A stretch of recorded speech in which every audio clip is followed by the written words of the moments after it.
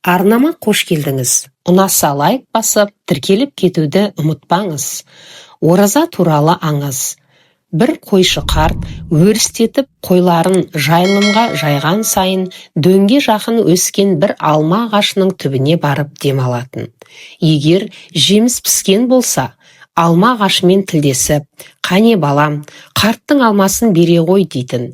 Сөйткенше болмай, дәмі тіл үйретін, иісі аңқыған, балбырап піскен бір алма жерге топ ете түсетін. Қарт болса, кішкене бәкісімен әлгі алманы асықпай, тілімдеп кесіп, өзімен бірге ала келген торсығындағы айранымен қоса сәл жүрек жалғағаннан кейін әкесінен қалған Құранын баппен қолға алып, жайлап оқи бастайтын. Қойшы қарт бұл алма ағашын осыдан 20 жыл бұрын отырғызған кезде жиі суғарып, намаз алдында беті қолын шайған дәрет суының қалғанын да ырымдап, соның түбіне төгетін. Қарт жүзін шайған сол судың шарапаты тиді ме? Әйтеуір алма ағашының тамыры тез жан алып, аз уақытта бой көтеріп, жеміс бере бастады. Қойшы қарт ол кезде жас болғандықтан қай әдемі алмаға көзі түспесін, сәл ұмсынып, қол созғаны жетіп жатыр еді. Алайда, одан бері қаншама жыл ішінде қарттың бойы аласарып, белі бүгілді, ал алма ағашының бойы керісінше барынша биіктеп, шынар ағашындай жайқалып кеткенді. Бірақ алма ағашы қанша жайқалып өскенімен, мәпелеп өсірген баланың аты бала емес пе? Оны баласындай көретін қарт ағаш бұтақтарын алақанымен жай ғана сипап тұрып, «Қане балам, бүгінгі несібемді түсіре ғой» дейтін. Айтқанындай көп пәлсінбестен бір алма түсуші еді. Бұл көрініс дәл сол қалпында бірнеше жылдан бері қайталанып келе жатқанды.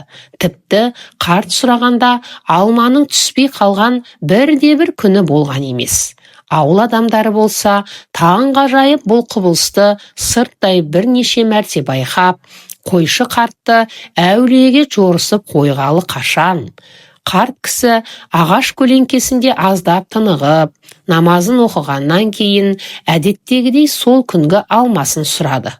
Алайда бір таңғаларлығы ағаш бұтақтары жеміске толып тұрса да, қарт қолына ештеңе түспеді. Қарт өз қалауын қанша қайталағанымен бәрібір ештеңе бола қоймады. Күткені орындалмай, кірпігімен сақалы тарам-тарам жасқа шыланған қарт үнсіз ғана алыстан қойларына кетіп бара жатты. Жеміс бергелі баласы қарт көңілін еш қалдырып көрген емес еді.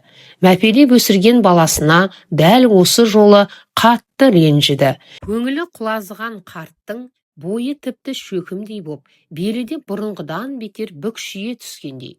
Малдарын қайырып, ауылға бет алғанда мешіттен әуелеп шыққан азанға құлақ тұрды. Азан өте бір ерекше, әуезді үнмен оқылып жатқандай. Тіпті астарынан қуанышта сезілетін секілді.